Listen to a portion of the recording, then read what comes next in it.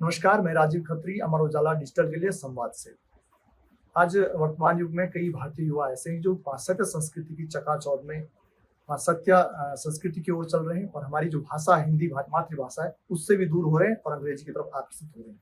लेकिन इन सब के बीच कई लोग ऐसे भी हैं जो बाहर देशों से भारत में आए, उन्होंने यहाँ की संस्कृति को आत्मसात किया और हिंदी को भी आत्मसात किया और आज बहुत अच्छी बेहतर हिंदी बोलते हैं और हिंदी को प्रचारित प्रसारित भी करते हैं। ऐसी एक विभूति हमारे साथ हैं, साध्वी भगवती सरस्वती जी, जो 1997 में भारत आई थी और तब से लगातार यहाँ रह रही हैं और यहाँ की संस्कृति के साथ साथ हिंदी को भी प्रचारित प्रसारित करती हैं। तो आज मुलाकात करते हैं और जानते हैं कि हिंदी को अन्य भाषाओं से कैसे लेते हैं। साध्वी जी प्रणाम। प्रणाम, जय गंगे। जय गंगे। आप बहुत बेहतर हिंदी बोलती हैं। आप जो आपका मूल देश है, पहले तो आप उसकी जानकारी दीजिए, कौन सा मूल देश? मैं वैसे अमेरिका से हूँ, शरीर तो अमेरिका से, दिल तो पक्का भारत से है। आप अमेरिका से यहाँ आई और आपने हिंदी को भी खुद आत्मसात किया, ऐसा क्यों लगा आपको? ये हिंदी क्यों अलग विशिष्ट लगी आपको? देखो, जब मैं पहले भारत में आई 1996 में, तो मैं 25 साल की छोटी सी आई और मैं घूमने आई। मेरे मन में कुछ ऐसे नहीं था कि मैं भारत में ही रहूँ। मैंने स्टैनफोर्ड यूनिवर्सिटी से अपनी ग्रेजुएशन की और फिर मैं PhD करी। मैं एकदम एकेडमिक थी, साइंटिस्ट थी। लेकिन यहाँ ऋषिकेश में माँ गंगा के पावन तट में, हिमालय की गोद में, मेरे अंदर इतना सुंदर अनुभव कि उसी समय मुझे लगा कि मुझे यही मेरा घर है, कि घर मिल गए, जीवन मिल गए, सब कुछ यहाँ मिल गए। और अब ऐसे नहीं कि मैं ही भारत में रहती हूँ, बल्कि अब लगता है कि भारत मुझ में है। आप ने हिंदी सीखने का यहाँ प्रयास किया, अच्छा, कितने हाँ, दिनों बाद हिंदी सीखा आपने? तो मैंने शुरू में हिंदी सीखने नहीं शुरू किया, क्योंकि देखो, सबको इतना अंग्रेजी आता है कि जो भी जरूरी है वो अंग्रेजी में मिल सकता है। I need a towel, please can I have some fruit, I need some soap, इतनी चीज आते हैं सब लोग। लेकिन जैसे मेरे अंदर ऐसे रियलाइजेशन हुआ कि मैं एक्चुअली यहाँ रहना चाहूँ, तो फिर मुझे लगा कि भाषा बिल्कुल सीखना चाहिए, लेकिन केवल व्यवस्था के लिए नहीं।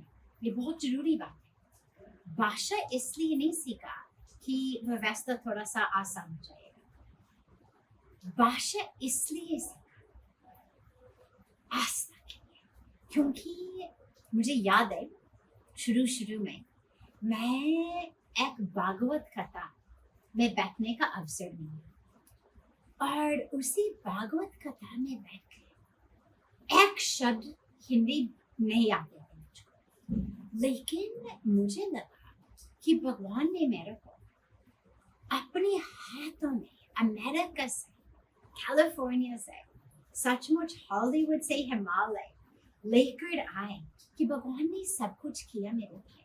लेकिन मैं भागवत कथा में बैठ रही हूँ, इतने नजदीक, व्यासपीठ से इतने नजदीक, लेकिन एक शब्द भी समझ नहीं आया। और मुझे लगा कि बाकी भगवान ने किया, लेकिन अब कम से कम भाषा मुझे सीखना है, ताकि जब ये संत इतना डिवाइन ट्रूथ सिखाते हैं, तो कम से कम मैं समझ पाऊंगी, कम से कम मैं उनकी शब्दों को मैं समझ पाऊंगी और कथा में भी पाऊंगी, पूरी की पूरी उनकी प्रवचन में पूरी भीतर में हर तरह में उसको भी पी। तो आई लर्नड इट इसलिए। हिंदी और अन्य जो भाषा है, इनमें क्या आपको अलग लगा? क्या ये विशिष्ट लगी जो आपको लगा कि हाँ, मुझे पूरी सीखनी चाहिए? देखो, हिंदी केवल एक भाषा नहीं है, एक संस्कृति है। ये आपको समझ लेना है, एक संस्कृति है। जब तक नहीं समझ सकते, पूरा भारतीय संस्कृति इतनी गहराई में समझ नहीं पाएंगे जब तक हिंदी भाषा नहीं आते हैं, क्योंकि इतना न्यूआंसेस है, भाषा में जो हम ट्रांसलेट नहीं कर पाते। मुझे मालूम है इंग्लिश तो मेरा मातृभाषा है, लेकिन इतने बार जब मैं अंग्रेजी में प्रवचन दे रही हूँ या सत्संग दे रही हूँ और जिससे मैं बात कर रही हूँ वो हिंदी नहीं आती, मुझे भी मुश्किल होता है, क्योंकि कुछ ऐसी चीज़ हो जो बिल्कुल मतलब हिंदी में ही कहने के लायक है, जो अंग्रेजी में वो इतना आनंद नहीं है, उसका दम जो है वो निकल जाता है जब उसको अंग्रेजी में ट्रांसलेट करने प्रयास करते हैं। ये भी देखना है कि इंग्लिश भाषा में हमारे पास 26 लेटर है, 26 लेटर्स। हिंदी में आपके पास 52। तो आप सोचिएगा कितनी और डिटेल, न्यूआंस, गहराई में आप जा सकते हैं with double the letters। तो भाषा के माध्यम से जो संस्कृति, जो टीचिंग्स इतना डीप है, तो इसलिए हिंदी सीखना है। तो हम ये कहें कि जो अगर हम अध्यात्म को समझना तो हम बिल्कुल हिंदी में ही समझ सकते हैं, अन्य भाषाओं में अध्यात्म की उतनी अच्छी अनुभूति नहीं ले सकते। मैं ये कहना नहीं चाहती हूँ, इसलिए क्योंकि हम इतने लोगों को पूरा विश्व के साथ सत्संग में बैठते हैं, इनको सिखाने का अवसर मिलता है।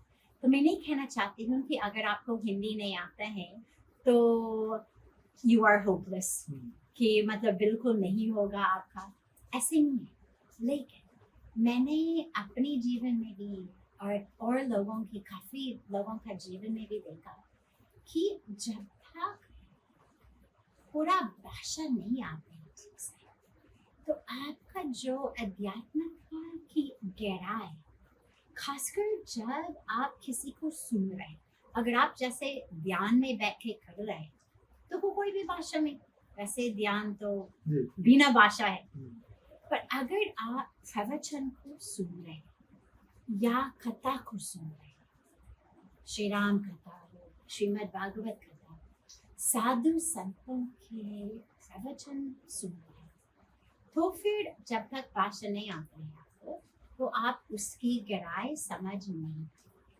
तो ऐसे नहीं कि बिल्कुल अध्यात्मता की ओर जाने में मतलब होपलेस होगा अगर हिंदी नहीं आते, लेकिन फिर आपको स्वयं ध्यान करते हुए अपनी ही भीतर में जाके अनुभव करना पड़ेगा। जब हिंदी भाषा आते हैं तो फिर हमारे संत, हमारे गुरु, उनके अनुभव, उनके ज्ञान, उनके आशीर्वाद से आप वो आत्मदर्शन और सेल्फ रियलाइजेशन वो सब कुछ प्राप्त कर सकते हैं। आप जब से इतनी अच्छी हिंदी बोलने लगे, आपने प्रयास किया कि मैं हिंदी सीखूं, उसके बाद कुछ बदलाव सा या कुछ पॉजिटिविटी आपको लगा कि ये मुझे बहुत, हिंदी सीखने से मुझे बहुत ज्यादा कुछ अलग सा मिला? बिल्कुल, मेरे को हिंदी सीखने से लगता है कि मैं अपनी ही भाषा में गई, कि जब अंग्रेजी में बोलना है तो थोड़ा सा लगता है कि कुछ अजीब है। हिंदी में लगता है कि मैं सचमुच चीज़ों की गहराई में जा सकती हूँ और कि अपनी आत्मभाषा, चलो इंग्लिश तो मातृभाषा है, इंग्लिश तो मेरा देश का भाषा है, लेकिन लगता है कि हिंदी मेरा आत्मा का भाषा है। तो आपको उसके बाद अच्छा अनुभव? बहुत अच्छा तो छोटा सा शब्द है, इतना बढ़िया अनुभव है हिंदी में बात करते हुए, हिंदी को सुनते हुए, समझते हुए, और जो कनेक्शन हो सकता है। मैंने ये भी देखा कि संस्कृति में, समाज में जब लोगों से उनका अपना भाषा में बात कर सकते हैं तो एक डेप्थ हो सकता है जो अलग अलग भाषा में नहीं हो सकता। आज की जो हमारी युवा पीढ़ी है, जो हम अपनी भाषा से थोड़ा दूर होने का प्रयास कर रहे हैं, उनके लिए कोई संदेश कि हिंदी क्या है और आपको हिंदी के प्रति लगाव है? देखो, दो चीज, पहले कि कोई ऐसा स्पीशीज नहीं है जो अपनी ही भाषा भूल जाता है या अपनी ही भाषा बोलने में शर्म आता है। कुत्ता barks, kitty meows, कोई किसी और की भाषा में बात करना नहीं शुरू करता। इंसान ही है जो अलग अलग भाषा सीख सकते हैं और अलग अलग भाषा सीखने में कोई दिक्कत तो नहीं है, बहुत अच्छा है, बहुत अच्छा। अगर आपको विदेश में या विदेश लोगों के साथ बिजनेस करना है या अलग अलग चीज़ करना या ट्रैवलिंग में जाएंगे तो इट्स वेरी हेल्पफुल कि आप अंग्रेजी में बात कर सकते हैं या अलग अलग भाषा में बात कर सकते हैं, लेकिन अपनी रूट्स, अपनी मूल, अपनी संस्कृति, अपने संस्कार जो है उससे दूर मत जाओ। उससे दूर जाने से आप देखेंगे जीवन में वो जो शांति, जो आनंद, जो मीनिंग, जो फुलफिलमेंट जिसको आप ढूंढ रहे हैं वो नहीं मिल पाएगा। अगर आप अपनी मूल से दूर जाएंगे, अपनी संस्कृति से दूर जाएंगे, तो लिखे रखो आप शांति से, आनंद से और जीवन की लक्ष्य से दूर भी जाएंगे। तो अलग अलग भाषा सीखो, जरूर सीखो, बहुत अच्छा, लेकिन अपनी ही मातृभाषा, खासकर हिंदी भाषा, वो जरूर इसको बोलो, इसको सुनो, इसको भूल मत जाओ। ये शर्म की बात नहीं है। ये जो भाषा है जिसमें हमारे शास्त्र उसमें लिखा हुआ है, संस्कृत भाषा, ये पूरा जो नासा उन्होंने ऐसा स्टेटमेंट किया कि अगर एक कंप्यूटर को कभी कोई भाषा सिखाना है तो संस्कृत भाषा ही है, क्योंकि it is the most scientific भाषा। नहीं तो हर अलग अलग भाषा में ये एक्सेप्शन हो, वो एक्सेप्शन, ये एक्सेप्शन, रूल लेकिन एक्सेप्शन। संस्कृत भाषा यही भाषा जो इतना सिस्टमैटिक, इतनी परफेक्ट है कि एक कंप्यूटर भी इसको सीख सकता है। तो ये गौरव की बात है। तो हमें अपनी भाषा को प्राउडली बात करना है और जब अपने दोस्तों के साथ तो हिंदी में ही बात करो।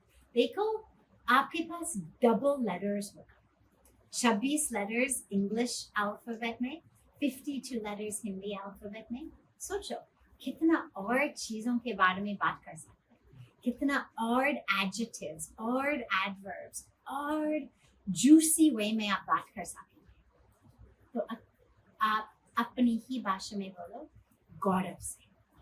लगे कि बहुभाषी होना बहुत अच्छी बात है, बहुत जरूरी है, लेकिन अपनी भाषा बोलना और अपनी भाषा को याद रखना वो सबसे ये सबसे ज्यादा वो सबसे जरूरी है। सबसे जरूरी है। और अगर हम अपनी भाषा से जुड़े हुए हैं, अपनी मातृभाषा का सम्मान कर रहे हैं, तो इसमें ही हमारा विकास भी निहित है।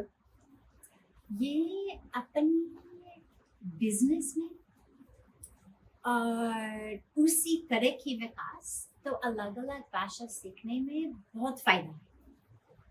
फिर हम इंटरनेशनली काम कर सकते हैं, इंटरनेशनल लोगों से सीख सकते हैं, उनकी पुस्तक भी पढ़ सकते हैं, उनकी लेक्चर्स भी सुन के समझ लेंगे, बहुत अच्छी चीज़ है। लेकिन जहाँ तक दिल की बात, चाहे परिवार में, चाहे अपने दोस्तों के साथ, चाहे जब स्वयं से बात करते हैं, चाहे जब भगवान से बात करते हैं, जो हार्ट टू हार्ट वो अपनी ही भाषा में होना चाहिए।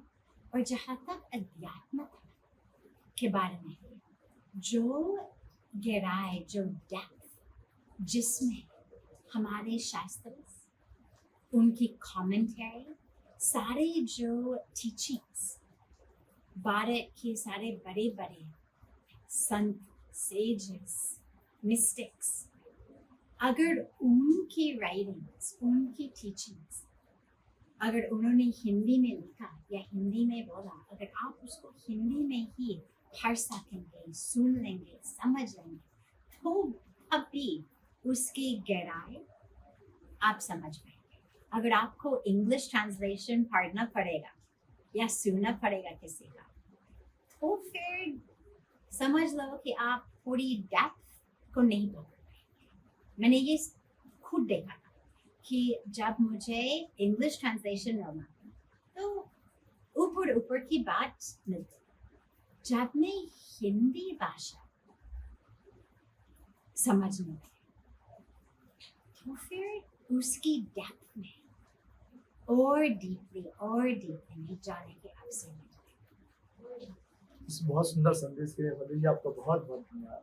आपको भी बहुत धन्यवाद कि आप सबके साथ ये हिंदी भाषा का सुंदरता और इसकी इम्पोर्टेंस आप शेयर कर रहे हैं। बहुत बढ़िया, बहुत जरूरी। जय गंगे। अगर आप ये वीडियो YouTube पर देख रहे हैं तो हमारे चैनल को सब्सक्राइब करें और बेल आइकन को दबाना ना भूलें। अगर आप Facebook पर ये वीडियो देख रहे हैं तो हमारे पेज को लाइक करें।